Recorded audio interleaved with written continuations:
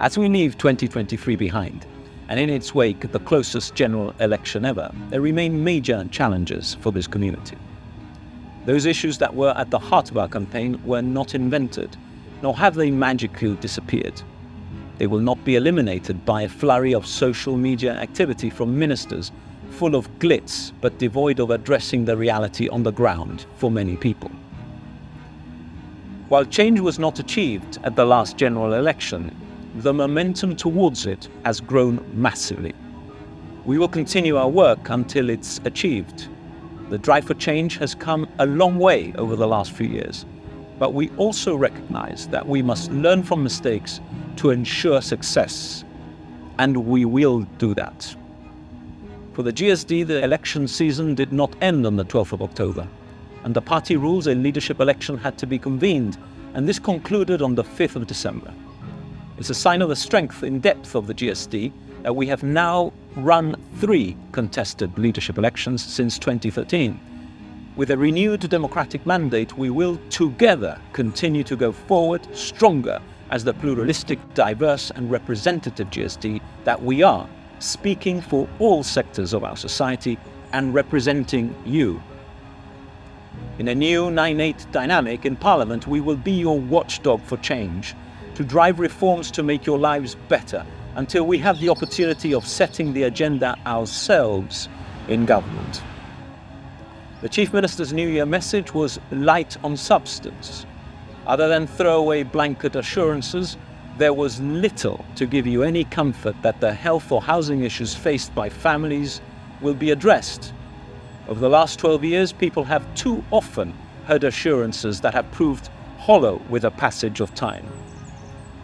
If there was little on health or housing, there was absolutely nothing on the serious public finances crisis or the need to tackle other severe deficits affecting transparency, accountability, or our democratic governance. The last election was not a ringing endorsement of how things have been done, and while the final verdict of people was to give the GSLP Liberals a wafer-thin majority, this was, on any view, a suspended sentence of eviction. The government was given a clear warning shot by the public which would need to be heeded. So far, and 3 months into another term, there is precious little by way of substance to demonstrate that they have really taken on board the message of the people. There have been platitudes, sure enough, but the hunger for reform cannot be fed on a diet of tweets or Instagram posts alone. There have to be real measures that give people the comfort that they are being heard and that housing, health or care problems are being fixed. So power cuts continue despite repeated assurances that there had been sufficient investment to resolve issues once and for all. Lack of financial transparency continues, and for many, the re-election of the GSLP Liberals has only meant that the time for resolution of their issues has been postponed again. People will be forgiven for greeting the statement that 2024 is the crunch year for Brexit with the skepticism that the past justifies. Many would be right in thinking that they have heard variations of all this before. In the meantime, and despite assurances, the situation at the border has hardened, and the promised status quo, pending the outcome of negotiations, is a long-lost hope. People suffer as a result of that uncertainty. Since the Brexit referendum 7 years ago, we've given the government ample political space to negotiate and conclude a safe and beneficial agreement on a new relationship with the EU, and we will continue to do so. Whether this meets the safe and beneficial test, if it emerges, can only be judged once the details of the agreement are known. And ultimately, this is something on which the people of Gibraltar will also have to express a view in a referendum in due course.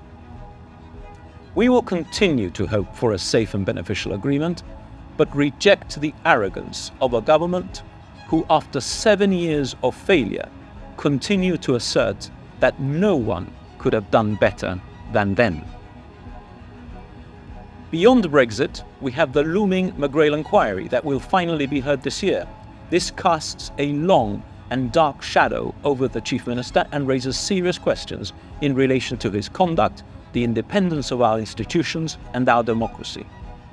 Those questions fall to be answered by the chairman of the inquiry after a full exploration of the issues, and we welcome that this will happen later this year. There can be no hiding place for the truth, and it is in the public interest for this to happen in the most robust way possible. On all those issues, we will be there for you, listening to your concerns and lobbying for changes, because we believe in a different Gibraltar, a modern Gibraltar where there is transparency and accountability, where there is fairness in getting jobs, awarding contracts or doing land deals, where the same people do not always benefit and we govern for all and not just the privileged few, where your families get the healthcare they need, the housing they deserve and the opportunities they seek, where there is respect and no discrimination, where we aspire that our young people should have a bright future and not a future as guerrilleros. For now, the achievement of that very different future for you has been postponed, but we will work tirelessly over the term of this Parliament so that this becomes a reality. We will go from strength to strength, building on the work of the last few years. We will conduct a sustained campaign of community engagement and outreach to listen to your concerns and ideas. We will provide robust but constructive opposition. We will not be afraid to call out mistakes, spin, or lies. But we will also ensure we set out clear ideas for that bright future that we believe in, so that more of our people still are enthused by the prospect of change and back it, so that we have the opportunity to deliver that for you. On behalf of all my colleagues and myself, I wish you all a happy, healthy, and prosperous 2024.